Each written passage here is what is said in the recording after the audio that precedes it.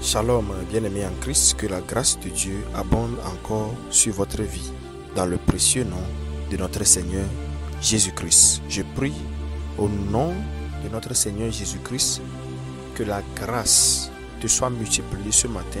Dans le nom de Jésus, je prie que ton entendement soit ouvert, que ton cœur s'ouvre, que le Seigneur illumine tes pensées, afin que tu comprennes, que tu reçoives sa parole dans le nom de Jésus et que tu puisses comprendre les mystères de Dieu, les mystères qui sont en Christ pour toi, pour ta gloire. Dans le nom de Jésus, je prie pour toi que ton esprit soit la bonne terre, que ton cœur soit la bonne terre qui reçoive la parole et que cela porte d'abondance de fruits dans ta vie, dans ta destinée, au nom de Jésus-Christ. Que Dieu vous bénisse ce matin encore d'être présent à l'écoute pour la parole du jour. Dieu a une parole pour toi chaque jour une parole. Alléluia.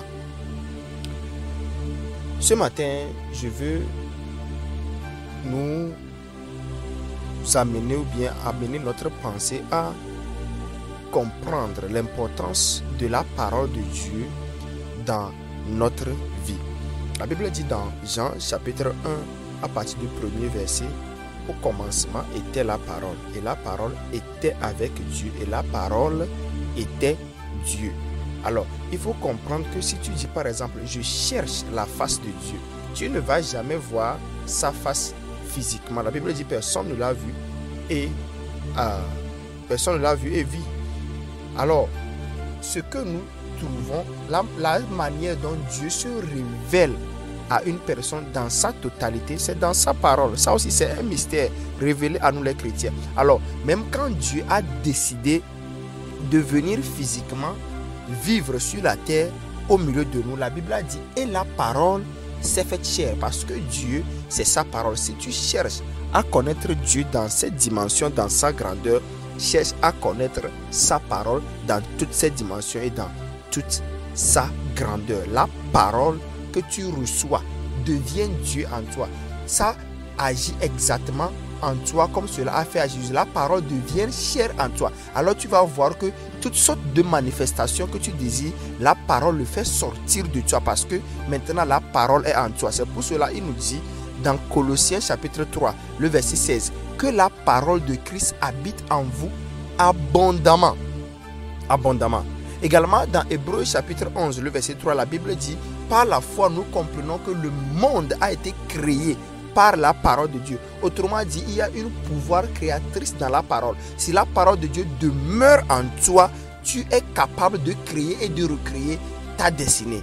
Tu souffres parce que tu ne sais pas quoi dire. La Bible dit que Jésus était en train de dormir dans la barque lorsqu'il y avait les vents, les tempêtes, les marées. Lorsque les disciples l'ont réveillé, il savait quoi dire. Il avait une parole pour les vents. Quand il a dit, la Bible dit, il a dit au vent, silence, tais-toi. Et il eut un grand calme. Je prie pour toi au nom de Jésus, que toute tempête qui souffle dans ta vie se taise dans le nom de Jésus. Que toute influence démoniaque, toute puissance qui agisse dans ta vie, qui est en train de troubler ta vie pour te faire noyer, pour te faire sombrer au nom de Jésus, sois silencieux dans ta vie, dans le nom de Jésus. Dis-moi Amen. Alléluia. Alors, si tu vois ou bien tu reçois la parole de Dieu en toi, tu vas voir que tu ne peux que manifester Dieu. Tu ne peux pas manifester autre chose que Dieu. Alors, notre verset du jour se trouve dans Jean chapitre 10, le verset 34. Jésus leur répondit, n'est-il pas écrit dans votre loi, j'ai dit, vous êtes des dieux? Jésus leur pose une question. J'aimerais que vous suiviez la progression. C'est le verset que nous avons vu hier, psaume 82. C'est ce que Jésus est en train de citer ici. Parce qu'il a fait des choses, les gens ne comprennent pas. Et Jésus les a dit que non. Rappelez-vous que dans votre loi même, dans le Torah, dans le livre que vous étudiez, il est écrit, Dieu a dit, j'avais dit, vous êtes des dieux. Puis Jésus continue dans le verset 35 en disant, si elle, la loi, a appelé Dieu ceux à qui la parole de Dieu a été adressée, et si l'écriture ne peut être anéantie, Pourquoi donc dites-vous que j'ai blasphémé? C'est ce que Jésus les a posé comme question. Mais notre focalisation, c'est quand Jésus a dit, il est écrit dans votre loi, vous êtes des dieux. S'il les a appelés dieux, ceux à qui la parole est adressée, il les a appelés dieux parce que la parole de Dieu leur fut adressée. Alors quand la parole de Dieu t'est adressée, tu deviens Dieu. Tu manges la parole, tu reçois la parole, tu acceptes la parole, tu manges la parole, tu bois la parole et la parole qui est Dieu te transforme en Dieu. S'il les a appelés, ou bien si elle les a appelés Dieu, ceux à qui la parole fut adressée. Quand tu reçois la parole de Dieu, tu deviens la manifestation de la parole de Dieu. Alors, c'est-à-dire, tu deviens ce que la parole de Dieu dit. Si la parole de Dieu te dit que tu es Dieu, ça veut dire que tu es Dieu. Tu manifestes automatiquement la parole. Si la parole de Dieu te dit que tu es guéri, alors tu es guéri. Tu acceptes ta guérison. Tu ne considères pas ce qui se passe au-dessus de toi. La parole de Dieu t'est adressée. Tu deviens la chose, la personne que la parole de Dieu dit. La chose que la parole de Dieu dit, tu deviens exactement la chose. Et Jésus dit, et l'écriture ne peut être anéantie. L'écriture ne peut être brisée. Autrement dit, tout ce que la parole de Dieu dit sur toi s'accomplira à coup sûr. Dis-moi Amen. Alléluia. Maintenant, c'est déjà écrit dans la Bible. Comment est-ce que cela t'affecte? Ou bien, qu'est-ce que tu dois faire pour que cette parole s'accomplisse dans ta vie? La parole est dans la Bible. Lorsque la parole est dans la Bible, ça ne t'affecte pas. La parole doit être déclarée sur toi pour que cela t'affecte. Maintenant, tu ne dois pas attendre quelqu'un pour déclarer cela sur ta vie. La Bible dit la parole est près de toi, dans ta bouche et dans ton cœur. Romains chapitre 10, le verset 9. Le verset 8 au verset 9. Dit la parole est près de toi, dans ton cœur et dans ta bouche. Oh, c'est la parole de foi que nous prêchons. Si tu déclares de ta bouche, vous voyez, alors qu'est-ce que tu vas faire? Tu commences par dire ce que la parole de Dieu a dit. Tu le déclares sur ta vie.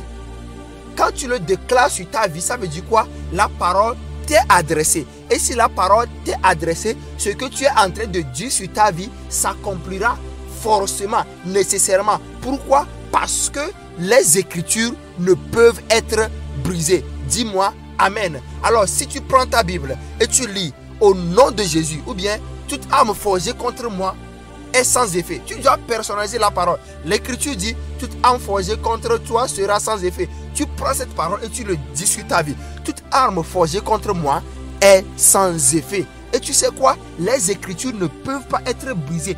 Donc toute arme forgée contre toi sera définitivement sans effet au nom de Jésus. Quand tu dis, je serai la tête et non la queue, tu seras toujours la tête et non la queue. Parce que la parole de Dieu ne peut être anéantie. Dis-moi Amen. Je prie pour toi au nom de Jésus.